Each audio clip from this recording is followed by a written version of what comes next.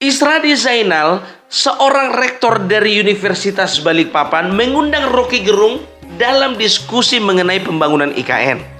Pak, Bapak itu rektor loh Pak. Kenapa Bapak undang dosen biasa? Yang Bapak undang sama-sama rektor lah Pak. Ya paling tidak kalaupun berseberangan pemikirannya Pak, paling tidak imbang gitu loh. Ini kan jadi malu dia menghadapi Bapak. Apalagi dia bilang kemarin itu menyamakan antara pembangunan IKN dengan Menara Babel di Babilonia. Dan bahwasanya Tuhan tidak investasi kepada Menara Babel, makanya Menara Babel itu gagal. Enggak aja kawan ini. Itu kan sudah ngaco, ngawur namanya. Yang namanya Menara Babel itu dibangun untuk kesombongan rajanya bos. Nah IKN itu dibangun untuk kebanggaan bangsanya. Untuk kebanggaan bangsa Indonesia. Dan tahu enggak kalian, untung saja Monas atau Monumen Nasional itu dibangun jauh hari sebelum si Rocky Gerung ini lahir. Kalau sempat dibangun pada masa sekarang, itu Rocky Gerung juga pasti komentar. Untuk apa dibangun Monumen Nasional? Untuk apa kita bangun Menara Babel di Indonesia? Untuk apa juga dibikin itu, emas itu di atas menara. Emas itu kan tempatnya di tangan, di leher, dan di jari jemari. Komentar itu, tapi dia nggak fair. Kenapa waktu Anies Baswedan membangun monumen bambu kau nggak komentar? Mana suaramu? Monumen bambu yang bentuknya itu nggak tahu yang kita kayak mana-mana itu loh. Iya, ya nggak fair kawan ini. Jadi Rocky Gerung ini mengomentari hal-hal yang bisa dikatakan hal-hal yang dangkal gitu loh. Baru setelah yang namanya Bapak Isradi ini memberikan pemaparan dari berbagai sudut pandang, baru lihat begini-begini dia. Gelisah dia, pengen kali cepat pulang ya kan. Tahu kayak gini aku ngambil tiket pulang sekarang hari ini ku ambil pula tiket besok pikirnya.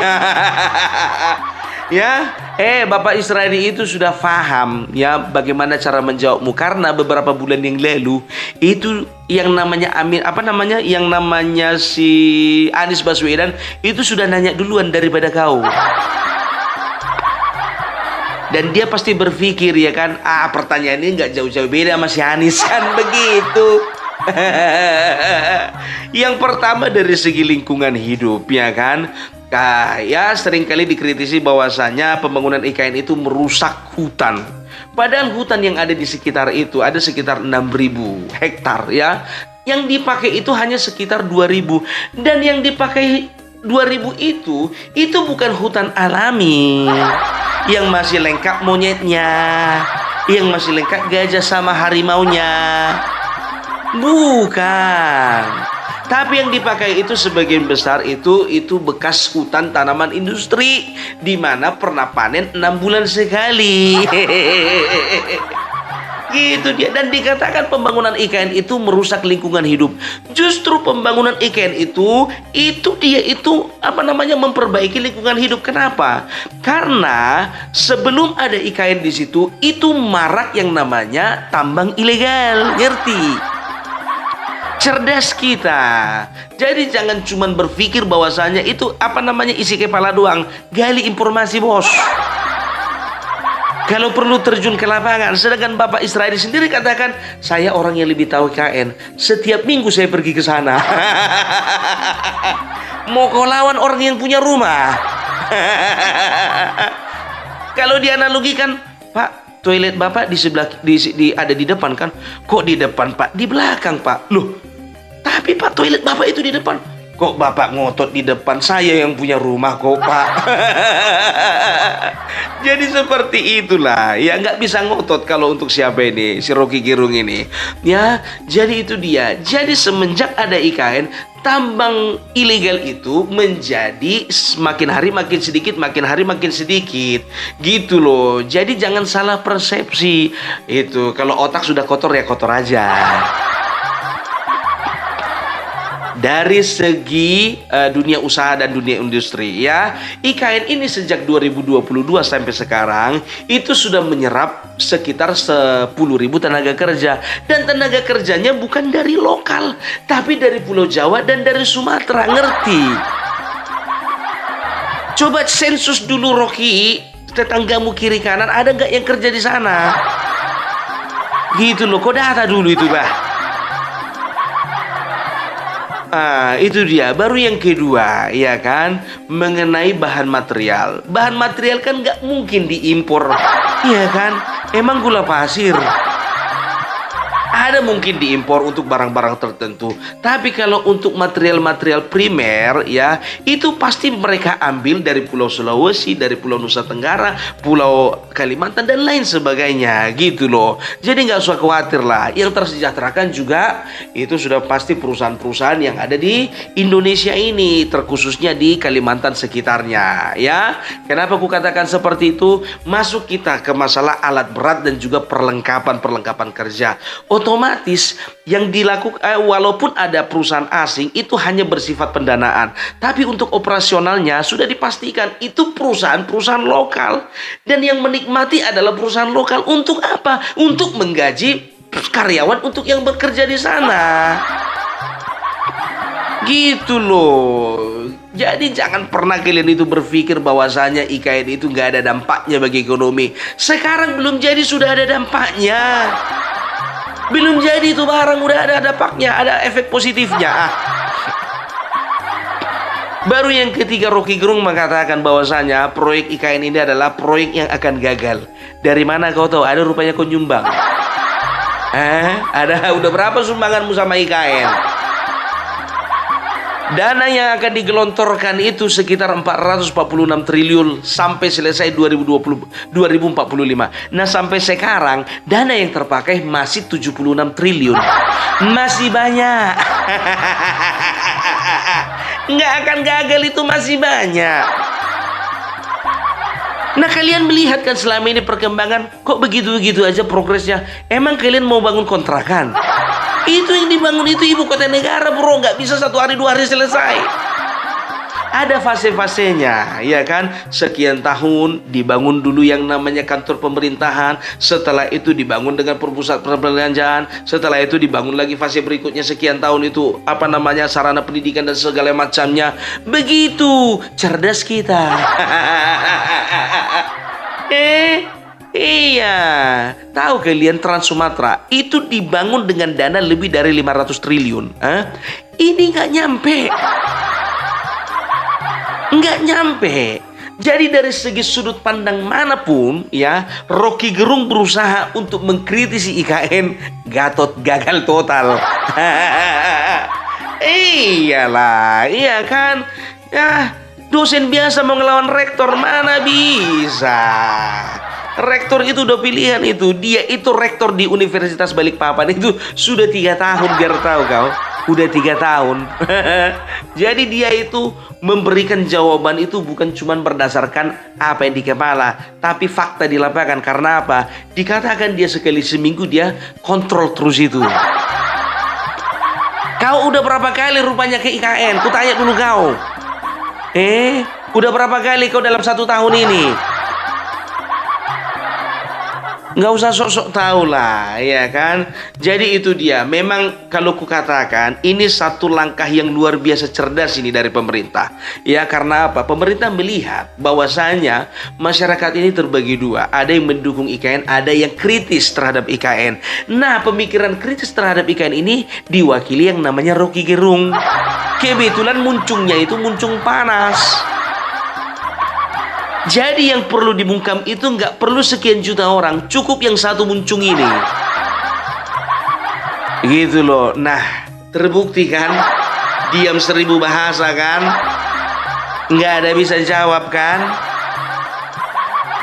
Gitu. Jadi cerdas kita. Jangan kita itu berpikiran bahwasanya negara ini akan berbuat segala sesuatu yang merugikan masyarakat, kecuali kalau ada uangmu di situ investasi, yalah. Oke lah dulu ya, itu pemaparanku mengenai apa yang menjadi bahasan antar Rocky Gerung dan juga Rektor Universitas Balikpapan ya. Nanti di ujung video aku akan tampilkan sedikit cuplikan videonya. Salam sehat, salam perbelak, NKRI harga mati.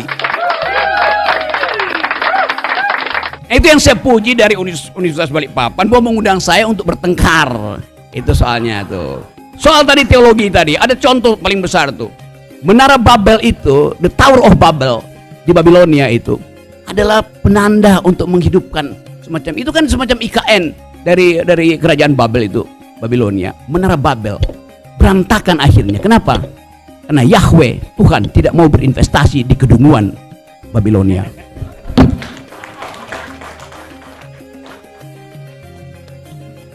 Saya kira Pak Rektor perlu merespon ini. Apa yang menjadi kekhawatiran Pak Rocky ini sebenarnya membuat kita waspada. Nah, sebagai kenapa kami undang beliau, karena memang apa yang dia sampaikan itu umumnya benar ya. Hanya saja mesti dikaji lebih dalam. Nah, memang saya sependapat Pak Randy juga bahwa seandainya Pak Presiden Jokowi memberi kesempatan kepada putra-putri Kalimantan untuk kepala otorita, apakah saya atau Pak Randy, insya Allah semua bisa diatasi. Ya kan? Satu hal yang mau sampaikan, ini memang diantara semua yang sensitif adalah masalah lingkungan. Ya, tadi saya sempat menyatakan bahwa IKN itu memperbaiki lingkungan. Ini diksi istilah desainer, tapi saya bisa pertanggungjawabkan. Bapak Ibu sekalian, di Kalimantan Timur itu salah satu yang terkenal adalah tambang liar. Tambang liar banyak sekali. Karena kenapa? Pengusaha-pengusaha bisa bebas ke sana, tapi mungkin pengamanan atau masyarakat umum susah karena transportasi untuk mencapai itu kurang. Saya kasih contoh kasus IKN. IKN dulunya itu tambang liar banyak. Tambang liar akan semakin banyak seandainya IKN tidak ada. Nah, sekarang dengan ada IKN, tambang liar yang ada diperbaiki, tambang liar yang ada tidak bertambah, dan itu ada komitmen. Komitmennya itu tadi saya sampaikan mentawil.